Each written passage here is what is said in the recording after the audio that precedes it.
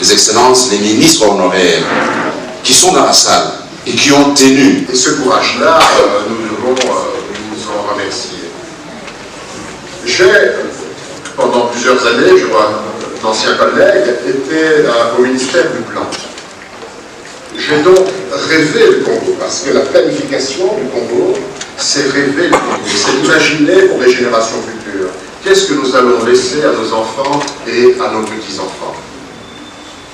La première chose, c'est se dire, nous sommes fragiles. Comment allons-nous sortir de cette fragilité? Il y a 5 grands points. Le premier, c'est de travailler pour la paix. La paix est la première des conditions pour sortir de la fragilité. Ça veut dire qu'il faut en toute chose essayer de trouver la solution de la résolution du conflit qui nous oppose à quelqu'un, à une autre communauté, à un voisin. Et là, vous êtes en train de travailler, je vous salue pour ça. La deuxième, après avoir cherché la paix, c'est de construire un dialogue qui est permanent. On l'appelle le dialogue politique. Il peut déborder sur le culturel, mais c'est la deuxième condition. Il faut un dialogue permanent. Et là aussi, vous êtes en dialogue entre vous. Et puis demain, entre vous et les autres. C'est ce qu'on a commencé pendant ces 3 jours. Et puis entre les autres, et puis ce sont les inégalités qui produisent les conflits.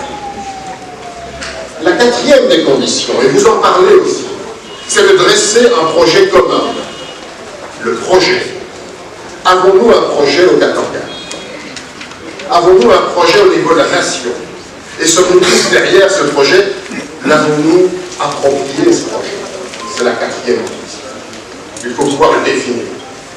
Et la cinquième, on ne peut avoir de projet si on n'a pas les ressources pour financer ce projet. Si on ne se mobilise pas tous ensemble. Voilà les 5 grandes conditions pour sortir de fragilité. Et je sais que vous êtes sur cette étape-là, et je tiens à vous saluer, parce que j'espère que ça se reproduira ailleurs dans le pays. Au cours, et je terminerai par là, sinon je serai trop long, j'ai eu la chance, l'immense chance de participer à plusieurs dialogues.